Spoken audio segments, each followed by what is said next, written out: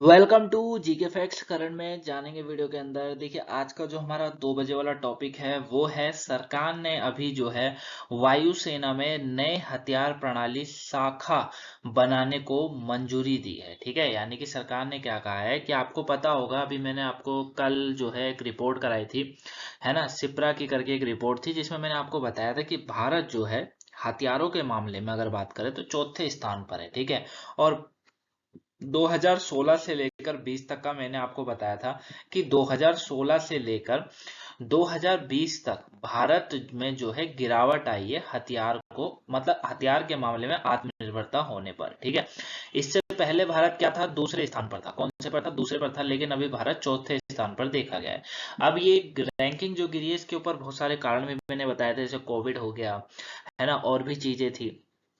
साथ में जो है अभी चौथे स्थान पर है, लेकिन भारत को ये एडवाइस दी गई थी कि अगर भारत को आगे आना है, जैसे चाइना प्रथम पर था, तो भारत को अगर आगे आना है तो उसको अपने ही जो है देश में हथियारों का निर्माण शुरू करना पड़ेगा। तो वही भारत कर रहा है।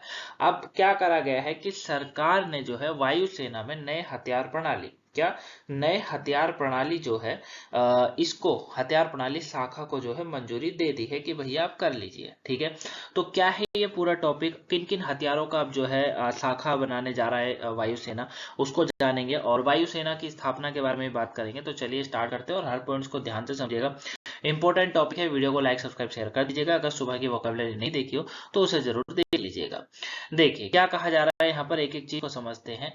तो अभी क्या करा है सरकार ने, मेरी एक बात सुनिएगा जरा। सरकार ने जो है जो इंडियन एयरफोर्स है, यानी कि भारतीय वायुसेना जो है, उसके जो प्रमुख हैं, एयर चीफ मार्शल हैं वी आर चौधरी, उन्होंने जो है ये घोषणा करी थी, है ना, कि सरकार ने इस तरीके से जो है मंजूरी दी है।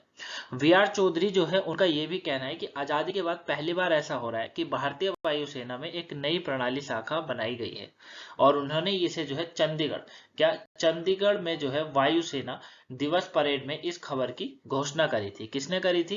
जो यहाँ के इंडियन एयरफोर्स जो है उसके एयर चीफ मार्शल है वी आर चौधरी सर। ठीक है, याद रखिएगा। अब इन्होंने इसके ऊपर और क्या क्या बातें बताई हैं उसको जान लेते हैं। आईएफ में आईएएफ यानी कि इंडियन एयरफोर्स में नई हथियार प्रणाली शाखा का महत्व क्या है? तो हथियार प्रणाली शाखा जो है वो भारतीय वायुसेना की युद्ध लड़ने की क्षमता को बढ़ावा देगी। जाहिर सी बात है, जब किसी भी सेना के अंदर हथियार बनाने की हुड़ या हथियारों का निर्माण करने की हुड़ बढ़ जाती है, तो वो सेना अपने आप ही मजबूत हो जाती है। अब यह सतह से सतह पर मार करने वाली मिसाइलों की 4 विशेष धाराओं में ऑपरेटरों को भी शामिल करेगा। दूर से संचालित विमान, सतह से हवा में मार करने वाले मिसाइलें और जुड़वा बहुचालक दल वाले विमानों में हथियार प्रणाली ऑपरेटर, यानी कि इसके अंदर ये जो प्रणाली शाखा है, हथियार प्रणाली शाखा है, इसके अंदर सतह से सतह पर मार करने वाली मिसाइलें शामिल है। साथ में 4 विशेष धाराओं में है, कैसे, ऑपरेटर को भी इसमें शामिल करा गया है। साथ में दूर से संचालित विमान भी इसके अंदर शामिल है। सतह से हवा में मार करने वाली मिसाइलें भी हैं। जुड़वा बहुचालक दल वाली जो विमानें होते हैं उनमें भी हथियार प्रणाली ऑपरेटर जोड़ दिया गया है। ठीक है, अब एक हथियार प्रणाली शाखा का निर्माण भी एक इकाई के तहत सभी हथियार प्रणाली ऑपरेटरों के एकीकरण की आवश्यकता होगी। ये बताया जा रहा है कि एक हथियार प्रणाली शाखा का निर्माण जो होगा वो एक इकाई के तहत सभी हथियार प्रणाली ऑपरेटरों की एकीकरण यानी कि एक जैसे की आवश्यकता होगी। अब ये जो भारतीय वायुसेना में बताया जा रहा है कि विभिन्न हथियार प्रणालियों के लिए भी जिम्मेदार होगा और इसकी परिणाम स्वरूप 3,400 करोड़ रुपए की बचत होगी। ठीक है, क्या कहा जा रहा है कि ये जो है भारतीय वायुसेना में विभिन्न हथियार प्रणालियों के लिए भी जिम्मेदार होगा और इसके परिणाम ये देखने को मिलेगा कि 3,400 करोड़ रुपए की बचत होगी। बहुत अच्छी बात है।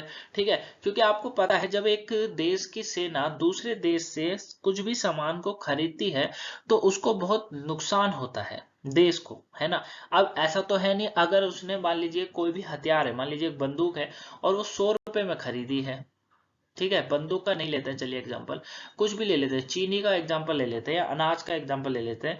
अनाज अगर 100 रुपए में बाहर से खरीदा है तो अपने देश वालों को कितने का बेचना पड़ेगा? 110 रुपए, 120 रुपए, कुछ इस तरीके से। अब डायरेक्ट 100 को 200 तो कर नहीं सकते, क्योंकि जब 100 को 200 करेंगे तो इसकी मांग अपने आप ही घट जाएगी, क्योंकि मूल्य बढ़ेगा तो मांग घटेगी। सुना होगा ना, इकोनॉमिक में पढ़ा होगा, इकोनॉमिक्स में, है ना, कि अगर मूल्य घटे, डिमांड जो है, डिमांड कब बढ़ती है? जब मूल्य घटता है ना। और अगर मूल्य बढ़ गया तो डिमांड घटने स्टार्ट हो जाती है। तो वही चीजें यहाँ पर देखने को मिल सकती है। क्लियर है बच्चा। आगे इसमें क्या कहा जा रहा है, आगे इसको देखिए। हथियार प्रणाली शाखा आखिर में क्या है, तो हथियार प्रणाली एक या एक से अधिक हथियारों का एक संयोजन है जिसमें संबंधित उपकरण, सेवाएं, सामग्री, कर्मियां और वितरण और तैनाती के साधन आत्मनिर्भरता के लिए आवश्यक है। क्या कहा जा रहा है, इसको थोड़ा ध्यान से सुनिएगा कि हथियार प्रणाली जो होती है वो एक या एक से अधिक हथियारों का संयोजन होता है, या आप ये कह सकते हैं निर्माण कर सकते हैं आप, है ना। अब इसमें सभी संबंधित होते हैं, जैसे उपकरण हो गया, सेवाएं भी मिल जाती हैं, इसमें सामग्री भी होती है, इसमें कर्मियों की संख्या भी होती है, इसमें वितरण भी होता है, तैनाती के साधन, मतलब कुल मिलाकर अपने आप को आत्मनिर्भरता करना होता है। भारतीय वायुसेना की चौथी शाखा है ये भारतीय वायुसेना की कौन सी है, चौथी शाखा है। तीन मौजूदा शाखा है, एक तकनीकी शाखा है, एक जमीनी कर्तव्य शाखा है और एक उड़ान शाखा है। यानी कि आप देख सकते हैं कि ये चौथी शाखा है और ये ज्यादातर हवा पे काम करेगी। यानी कि एक भारतीय वायुसेना की चौथी शाखा है, एक है, तीन इसमें पहले से हैं, जैसे कि एक तकनीकी शाखा, एक जमीनी कर्तव्य शाखा और एक उड़ान शाखा। ठीक है। अब फ्लाइंग रिमोट देखिए, इसके अंदर फ्लाइंग रिमोट, सरफेस और इंटेलिजेंस जो है ना, उसके सहित 4 उपधाराएं स्थापित की गई है। क्लियर है। यहाँ पे क्या कहा जा रहा है कि फ्लाइंग रिमोट, सरफेस और इंटेलिजेंस सहित 4 उपधाराएं इसमें स्थापित की गई है। साथ में रिमोट स्ट्रीम ड्रोन और विमान के बिना पायलटों की देखभाल करेगा। फ्लाइंग स्ट्रीम मल्टी क्रू और ट्विन सिटी एयरक्राफ्ट सिस्टम ऑपरेटरों को संभालेगा। ठीक है। अब रिमोट स्ट्रीम ड्रोन होगा, विमान के बिना पायलटों की देखभाल करेंगे। फ्लाइंग स्ट्रीम मल्टी क्रू और ट्रिविन सिटी एयरक्राफ्ट सिस्टम होता है, उसको ऑपरेटरों को संभालेगा। वहीं सतह की धारा मिसाइलें और इस तरह की हथियार प्रणाली की जांच करेंगे। ठीक है। साथ में इंटेलिजेंस सब स्ट्रीम इंटेलिजेंस सूचना और अन्य संबंधित सूचनाओं की जांच करेंगे। ठीक है। तो कुल मिला के ये जो है इसकी चौथी शाखा है, ये आपको याद रखना है। चलिए अब आईएएफ की बात कर लेते हैं थोड़ा सा। भारतीय वायुसेना क्या है, तो भारतीय वायुसेना भारत की वायुसेना है, आप जानते ही हैं। दुनिया की वायुसेना में तीसरा स्थान ये अपना रखती है। आईएएफ का आधिकारिक तौर पर 8 अक्टूबर 1932 को स्थापित करा गया था। इसकी प्राथमिक मिशन भारतीय वायु क्षेत्र की सुरक्षा करना होता है और सशस्त्र संघर्ष के दौरान हवाई युद्ध करना होता है। आपको पता होगा कि जो भारतीय वायुसेना है या आईएएफ जो है हमारी, वो करती क्या है, वो हवाओं में आने वाला कोई भी खतरे को नाकाम करती है। साथ में अगर कभी युद्ध होता है तो हवाई युद्ध को कौन संभालेगा, भारतीय वायुसेना संभालेगी। ठीक है।